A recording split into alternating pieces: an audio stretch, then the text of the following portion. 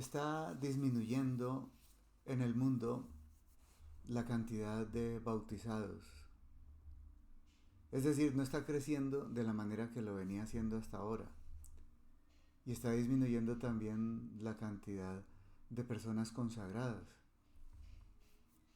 Hay más o menos 5.300 obispos, 408.000 presbíteros, 50.000 diáconos permanentes, y entre los religiosos hay casi 600.000 mujeres y casi 50.000 hombres. Esto es verdaderamente dramático. Y hay una persona que ha señalado la causa de este problema. Es el padre José María Iraburu, y lo está haciendo desde hace bastantes años. Él afirma, y al comienzo yo no estaba muy de acuerdo, pero la evidencia es abrumadora y él tenía toda la razón. Digo, él afirma que el problema se debe al semipelagianismo. Es una semi-herejía, porque se llama semi-pelagianismo, porque la verdadera herejía fue producida en el siglo IV por un monje de apellido Pelagio. Él decía que no existía el pecado original y que Dios nos había dejado con las fuerzas suficientes para que alcanzáramos la santidad y para que pudiéramos hacer apostolado y ayudar al mundo entero a convertirse. Contrario a lo que enseña la Iglesia Católica. Pero eso es uno de los extremos, el pelagianismo. Yo puedo hacer todo sin la gracia de Dios, no necesito la fuerza de la gracia de Dios, porque Dios ya me dio la fuerza suficiente para alcanzar la santidad y para ser apostolado. En el otro extremo están los cristianos protestantes y todo lo que se ha derivado de allí. Todas las iglesias protestantes que se llaman cristianos a secas o evangélicos. En ese lado está lo que enseñó Martín Lutero. Martín Lutero dice que todo depende de la gracia, que nada depende de nosotros mismos. Son dos extremos que muestran y que nos recuerdan lo que nos enseñó Santo Tomás de Aquino. En el siglo XIII él decía que entre los dos extremos está el justo medio, que es la virtud. Y esa virtud es la exposición que hace de esto de la gracia y la libertad la Iglesia Católica. La Iglesia Católica dice que nosotros efectivamente no podemos hacer nada sin la gracia de Dios. Es la gracia la que nos santifica y es la gracia la que hace que nosotros podamos hacer apostolado y ayudar a mejorar el mundo. Pero de una manera libre, el ser humano presta su consentimiento, acepta la oferta que Dios le hace de querer ingresar en su vida para ayudarlo, con su propia libertad acepta esa oferta. Y el padre Iraburu hace una figura, incluso mandó a hacer un dibujo, de un señor que, para esa figura nos ayuda a entender perfectamente bien el asunto. Un señor coge en sus brazos a una niña chiquita y la sienta en sus piernas y le dice: vamos a hacerle la tarjeta del Día de la Madre a tu mamá. Entonces coge unas hojas y le coge un lápiz y se lo pone en la mano a la niña. Una niña de 5 o 3 años, podíamos imaginar, que no sabe leer, 3 años, no sabe leer ni escribir, y entonces le guía la mano para que vaya escribiéndole la tarjeta a la mamá. Le dice: mamá, yo te amo, feliz día. Y le dice: hacemos aquí un dibujito. Y la niña dice que sí. Entonces pone una florecita, el sol, unos pajaritos, hace un paisaje bonito y se lo entrega a la mamá.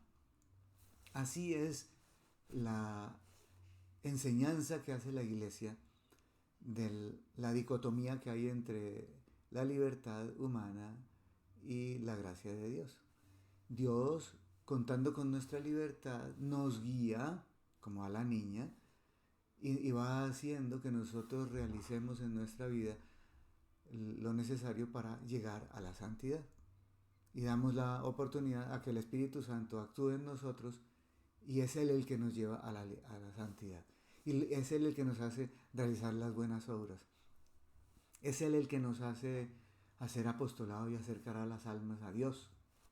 Todo es Él, pero contando con nuestra libertad. Y termina diciendo que filosóficamente, termina diciendo el padre Iraburo, que filosóficamente, con palabras filosóficas, se expresa así. Dios es la causa eficiente, la que produce ese bien, por ejemplo, mi santidad. Pero yo soy la causa instrumental, porque como instrumento participo con mi libertad para llegar a producir en mí, para dejar que el Espíritu Santo produzca en mí la santidad. Pero el pelagianismo, tan antiguo, está cogiendo mucha fuerza hoy, especialmente en el siglo pasado y en este siglo, entre los católicos. Pero no como Pelagio lo expuso, sino como una mezcla entre la enseñanza cristiana católica y lo que enseñaba Pelagio. Y se da de la siguiente manera. Yo tengo que hacer el esfuerzo al igual que Dios, o sea, yo hago mi parte y Dios hace la suya y entre los dos conseguimos la santidad. Y eso es una utopía y eso carga sobre nosotros, sobre nuestros hombros, un peso enorme, porque para el hombre después del pecado original no es capaz de Dios, no es capaz de la santidad, no es capaz de conseguir esas virtudes sobrenaturales. Necesita el hombre de los 7 dones del Espíritu Santo y necesita del ser humano también la gracia santificante y las virtudes sobrenaturales, porque nosotros podemos adquirir, no sin la ayuda de la gracia, las virtudes naturales. Yo puedo ser fuerte, yo puedo ponerme a hacer gimnasia y a ser fuerte, pero yo no puedo adquirir la fortaleza, que es algo más que ser fuerte. La fortaleza es un don sobrenatural del Espíritu Santo, pero también es una virtud infusa. O sea, no depende de mis fuerzas adquirirla, sino me la regala Dios con su gracia. Me la regala el Espíritu Santo con su gracia. Entonces, esto que nos enseñaron a nosotros, los que nacimos en el siglo pasado, que tenemos que hacer la fuerza y conjuntamente con Dios conseguir la santidad, ha hecho que muchas personas decaigan en esa lucha porque es evidente que nosotros no podemos conseguir semejantes metas con la sola fuerza humana, aunque nos ayude Dios, aunque Él esté al otro lado tratando de levantar esa santidad o ese apostolado o esas virtudes. No, como lo dije anteriormente, es como la niña. Es Dios el que nos lleva hacia la santidad con nuestra participación, con la participación nuestra, de nuestra voluntad, de nuestra libertad, el dejarnos hacer por el Espíritu Santo santos, el dejarnos hacer por el Espíritu Santo buenos, el dejarnos hacer por el Espíritu Santo, por ejemplo, mártires o confesores, o vivir una vida virtuosa en el matrimonio. Eso lo hace el Espíritu Santo en nosotros, pero con nuestra participación. Cuando nosotros entendemos esto y dejamos de lado ese descomunal esfuerzo que tenemos que hacer, que tendríamos que hacer si seguimos ese semipelagianismo, en donde Dios hace su parte y yo hago la mía para obtener esa meta, descansamos. Entendemos que Él lo hace todo con nuestra libertad. Por eso nosotros nos acogemos a los sacramentos que nos dan la fuerza para que seamos buenos instrumentos. Nos acogemos a una vida de oración intensa para que a través de la oración también se nos dé la gracia suficiente para ser buenos instrumentos de la gracia de Dios. Y así conseguiremos más fácilmente la santidad, y así la consiguieron todos los santos. No hay nada nuevo en esta exposición, lo nuevo es el error en que nos metieron en el siglo pasado. Y el padre José María de Iraburu dice que las personas que de nuestra edad aprendimos eso, se lo enseñamos así a nuestros hijos y nuestros hijos no lo aceptaron. La generación que vino después es la que está haciendo esa apostasía, se está alejando de Dios, diciendo pues yo no quiero tener esa carga tan inmensa sobre mis hombros, carga que no puedo soportar y que no puedo llevar para llegar a la realización del ser humano, a la felicidad aquí en la tierra, una felicidad obviamente no completa, relativa, y mucho menos voy a conseguir la santidad absoluta allá en el cielo si no logro conseguir esa meta. Entonces nos descansa volver a las fuentes, volver a la enseñanza perenne de la iglesia. Tú no haces sino el esfuerzo de dejarte santificar por el Espíritu Santo, tratando de mantenerte en gracia de Dios, cumpliendo los mandamientos,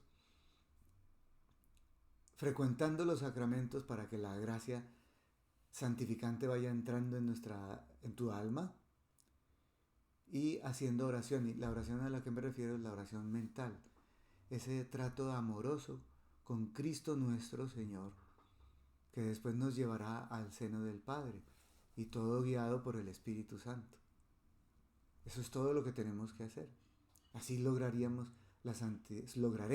con absoluta certeza la santidad a la que Dios nos llama, porque estamos participando como instrumentos de su obra, de su gracia, como instrumentos del Espíritu Santo.